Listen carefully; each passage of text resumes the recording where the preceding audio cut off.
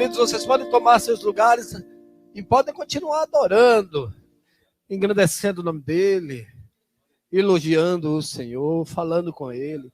Continua com essa intimidade aí, porque Deus é Deus de intimidade. O Senhor, lá no princípio de todas as coisas, ele vinha toda virada do dia conversar com seus filhos, Adão e Eva. É da natureza de Deus esse desejo pelo relacionamento conosco. Deus deseja estar comigo, Deus deseja estar contigo. Deus deseja te visitar no secreto do seu quarto. Deus deseja caminhar contigo durante o dia. Você não vai sozinho para o seu trabalho, não retorna de lá só, porque o Senhor não permite. O Senhor não aceita ficar longe de você. Porque o amor de Deus é incomensurável. Ele é além dos nossos conhecimentos terrenos, intelectuais. Deus é aquele que mesmo quando nós o entristecemos, ele está sempre disposto a nos abençoar, nos acariciar, cuidar de nós. Ele está sempre lá de prontidão, observando ao longe, porque quando você dá um passo como o filho pródigo deu, ele nem espera você chegar, ele vai direto ao seu encontro. É ele quem te busca, é ele quem te atrai com cordas de amor, é ele, porque o amor emana dele. É ele quem tem cuidado do teu filho quando você está em casa orando por ele. É ele quem cuida do teu esposo quando ele sai para trabalhar. É ele. É ele. Toda boa dádiva, todo dom perfeito vem dele. Oh, ajuda-nos, Espírito Santo. Nós queremos agradar ao Pai. Ajuda-nos. Ajuda-nos. Irmãos, dói ver tantos corações rancorosos nos dias de hoje. E dentro da própria igreja. Corações cheios de mágoa, rancor.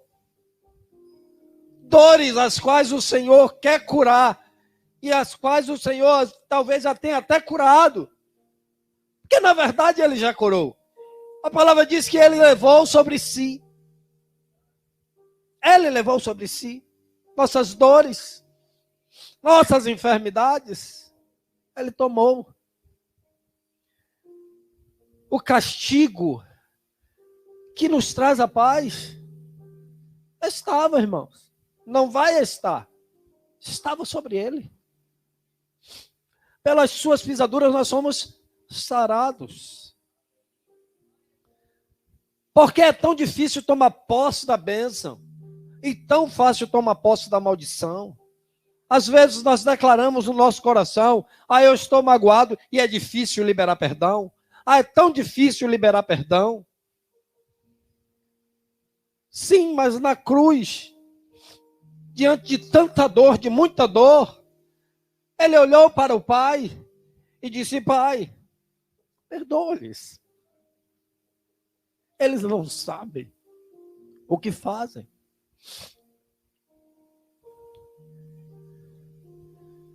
Lembra que nós cantávamos o hino: dá-me um coração igual ao teu? Esse deve ser o nosso clamor mesmo, diário. Deve fazer parte da nossa oração. Deus, me dá um coração à semelhança do seu, porque lá em Romanos 8, no mesmo capítulo que minha esposa leu, o Senhor também diz que o projeto eterno dele é uma família de filhos, e esses filhos todos à semelhança do seu unigênito Filho, Jesus Cristo. Isso é a vontade de Deus. E a vontade de Deus é perfeitamente possível, porque ainda que fosse impossível, ele transformaria o impossível no possível, porque ele é Deus do impossível. Mas eu quero voltar rapidamente aqui para o texto que lemos hoje, de Lucas 22.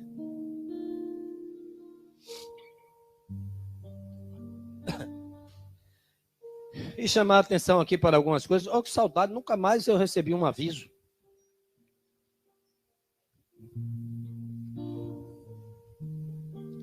Ah, sim. Se eu esquecer, faz aí algum espetáculo, porque eu me envolvo aqui na pregação e acaba encerrando a reunião, esquecendo.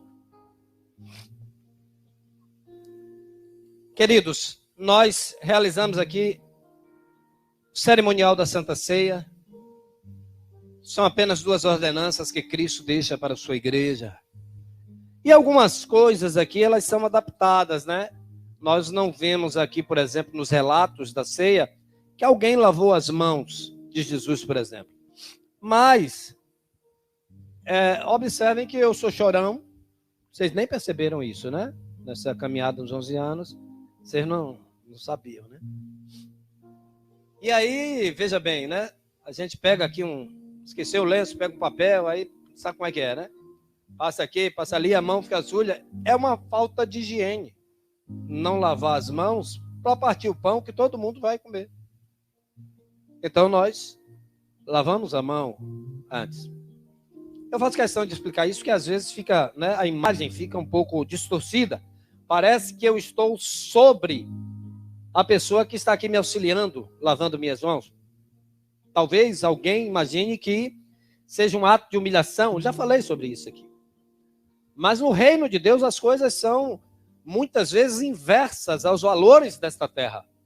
Jesus disse que aquele que quer se tornar o maior, torne-se o servo de todos. Então, para mim, a maior alegria na ceia é quando eu vou servir os diáconos.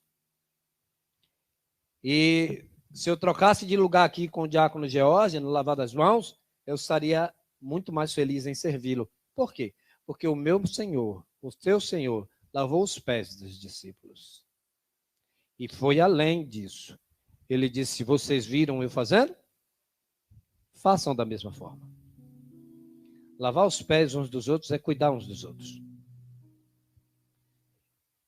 E às vezes não estamos vivendo isso. Talvez porque nos falte memória. Esqueçamos, vez por outra, dos textos que nos conduzem nessas atitudes de amor ao próximo, de cuidar um dos outros, de renunciar ao próprio eu, de carregar a cruz. O Senhor disse, olha, tome a sua cruz e siga-me.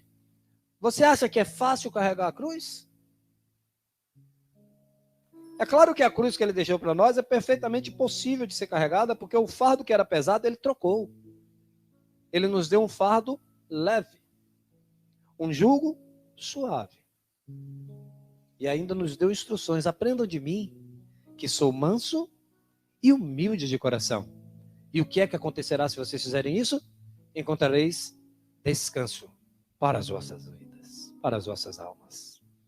Então, trazer a memória é importantíssimo.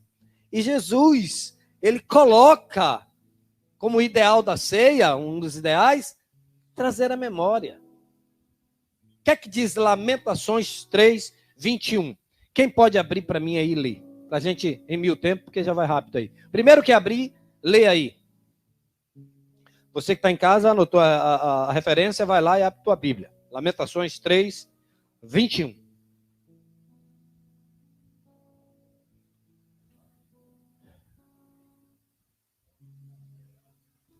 Todavia, lembra-me também do que pode me dar esperança, do que pode me trazer esperança. Eu preciso trazer à memória aquilo que me traz esperança. Ah, tá morrendo não sei quantas pessoas. Ah, não tem vaga na UTI. Ah, não sei o quê. Ah, eu vou ficar com isso na mente, perdendo o sono, sem conseguir dormir. Mas, pastor, eu estou sabendo disso, eu estou vendo as notícias. O que é que eu faço? Conduz a tua mente para Jesus. O que ele fez por ti? O que ele prometeu fazer? Quais são as promessas advindas dele? Olha, ele diz, através dos apóstolos, que ainda que esse corpo exterior vá se corrompendo dia após dia, contudo, o corpo interior, ele vai se renovando dia após dia. Ele diz que nós já vivemos eternamente. A João 10 diz que o ladrão não vem senão roubar, matar e destruir. Você vai fixar sua mente nisso? ficar pensando no ladrão, que é a personificação de Satanás, e aí tem crente que fica pensando tanto nisso, que o vento entra, bate a porta e diz, sai demônio, o demônio está repreendido. Tudo ele acha que é demônio. Parece até que o demônio ficou mais forte do que Deus. O Senhor disse que não vai chegar na tua casa, na tua tenda, praga alguma. Não haverá arma forjada que poderá ser levantada contra você, irmão. Da mesma forma que está escrito que o ladrão veio roubar, matar e destruir, também está escrito que ele, Jesus, veio para que tenhamos vida. E que tipo de vida? Vida abundante. Aleluia.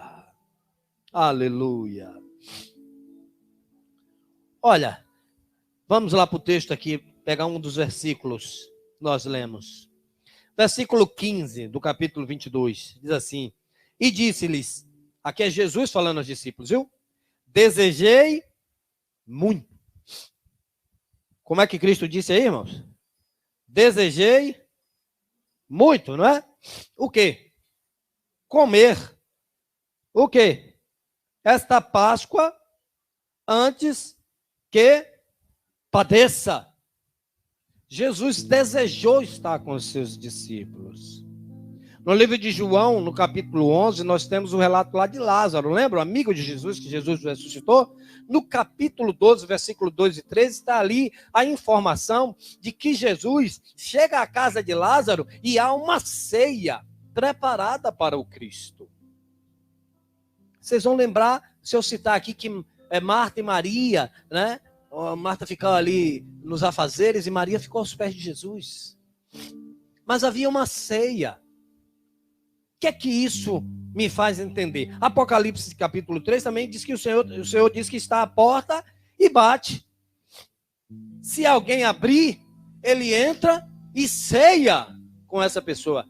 Queridos, Jesus faz questão de estar conosco. E ele, na ceia, diz, vai fazer isso em memória. Lembrem-se. É para lembrar das coisas que Jesus prometeu. Lembra em João 14, quando ele está dizendo aos discípulos que ele tinha que partir? Ele diz, não vos turbeis. Não se atemorizem. Não fiquem angustiados, preocupados. Eu estou indo, mas é preparar lugar para vocês. Vou voltar. E venho buscar vocês para morar comigo. Onde eu estiver, vocês estarão comigo também. É preciso, irmãos, lembrarmos das experiências que já vivemos com Cristo. Ontem nós estávamos conversando lá em casa, com alguns irmãos, e nós lembrávamos de que em alguns momentos Deus já me usou no dom de cura. Algumas pessoas desta congregação já tiveram experiências tremendas de cura, em dias de oração, em momentos de oração aqui. Hemorragia de sangue, de anos que o Senhor estancou. E não foi em uma pessoa só. Osso fissurado que Deus colou. Da pessoa subir aqui, manquitolando do osso ter fissurado de dia e descer pulando. Mas às vezes a gente esquece dessas coisas. Vão passando os tempos, vão vindo as dificuldades, e a gente fixa os olhos nas dificuldades, nos problemas, e até imaginamos que Deus nos esqueceu. Ou associamos a imagem do Deus Todo-Poderoso à imagem de pessoas que, em um momento ou outro, até verdadeiramente podem nos ter entristecido ou aborrecido. Nós precisamos lembrar. Por que trazer a memória? Porque Jesus nos orienta a fazer as coisas, a ceia, por exemplo, em memória dele. Para que nós possamos lembrar do que ele fez por nós. Como lembramos aqui há pouco, todo o sofrimento que ele passou. Lembrar que o Deus Todo-Poderoso, o Deus Todo-Poderoso, se fez carne, se fez criança. Um menino vos nasceu. Um filho se nos deu. Lembrar que ele veio viver 33 anos nessa terra como homem, sofrendo as mesmas dores que nós sofremos. passando as mesmas necessidades que passamos. Certamente, quando o almoço atrasava na casa de Jesus, ele também sentia fome. Aquele almoço do domingão, que a gente, né, pensa que vai almoçar 1h da tarde, quando sai é quase janta. 3h30. Alguém já disse, e eu acredito nisso, não está escrito, mas eu acredito pela probabilidade que Jesus, como aprendendo a profissão de carpinteiro do pai, certamente algumas farpas da madeira entravam nos seus dedos, ou na unha, já pensou? E diz que toda vez que porventura isso acontecesse com ele, ele que já sabia da morte que iria morrer, lembrava disso. Você já imaginou, irmão? Pense aí uma pessoa que você ama muito, sua família, né? Pensa se você soubesse que daqui uma semana ou amanhã você estaria com eles sentados à mesa, realizando a última janta. Se você soubesse que horas depois, no dia seguinte, você seria assassinado. Como seria essa janta? Será que seria uma janta comum, como nos outros dias? Será que seria mais uma janta? Jesus desejou muito aquela Páscoa. E ele queria animar os seus discípulos. Importava que acontecesse o que aconteceu. Nós precisamos lembrar para entender o quanto, ou não esquecer, o quanto ele nos serviu. E nos serve até hoje. Mateus 20:28 diz que o Filho do Homem não veio para ser servido, mas para servir. Lembrar, porque às vezes nós esquecemos. Temos a tendência do ser natural, do homem natural, de quando tudo vai bem, glorificarmos a Deus. Quando a bênção chega, pulamos, saltamos. Quando a porta de emprego se abre, aleluia. Mas se porventura for demitido, eu não consigo mais adorar. Já fico todo muzumbudo. Sem entender que mesmo a porta do emprego fechando-se, o Senhor continua a me sustentar. Então nós precisamos trazer à memória essas coisas. Não permitir que elas nos sejam furtadas. Porque Jesus virá como ladrão. E se quando ele chegar, te encontrar sem azeite na botija, não vai dar tempo de comprar. É preciso adorar. Em todos os momentos. É preciso lembrar para entendermos. Abre aí sua Bíblia em 1 de Coríntios. Primeira carta de Paulo aos Coríntios.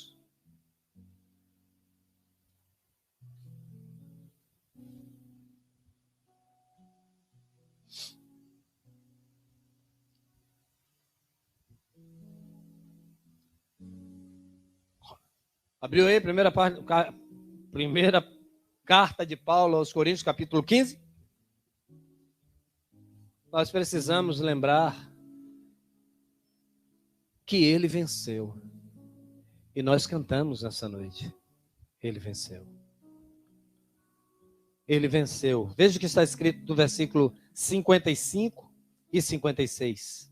Diz assim: onde está, ó morte, o teu aguilhão? Onde está o inferno, a tua vitória? Ora, o aguilhão da morte é o pecado, e a força do pecado é a lei. Vamos continuar lendo? Mas graças a Deus, que nos dá o quê? A vitória por meio de quem? Por nosso Senhor? Ele venceu. Na cruz, ele venceu. Ao terceiro dia, ele ressuscitou. Por isso, diz ainda o apóstolo, portanto, meus amados irmãos, sejam firmes e constantes, sempre abundantes. Aleluia. Aonde? Na obra, sabendo que o vosso trabalho não é vão no Senhor. Não é natural que desfaleçamos muitas vezes por causa dos problemas ou de angústias que passamos? A ceia é de fundamental importância para a igreja, porque ela traz a memória. Porque Jesus disse: fazer isso todas as vezes que comerdes e beberdes, em memória de mim. Porque todas as vezes que comerdes e beberdes esse pão, já diz lá em 1 de Coríntios, né, capítulo 11, vocês estão anunciando a minha morte, até que ele venha. Então lembramos que ele morreu? Sim. Mas lembramos também que ele ressuscitou. E lembramos que ele prometeu que voltará. Jesus voltará, irmão. Eu sei que a maioria de vocês aqui já passou por problemas terríveis. Problemas que no tempo você talvez tenha pensado assim: acabou minha vida. Não tem mais jeito. Não suporto mais essa dor. E você está aí hoje porque o Senhor te sustentou. O Senhor fez com que você saísse mais do que vencedor daquela batalha. Portanto, Ele é o mesmo Deus. Ele vai continuar te fazendo vencer. Você precisa confiar. Crer no Senhor Jesus. Amém? Que Deus plante essa palavra em nossos corações.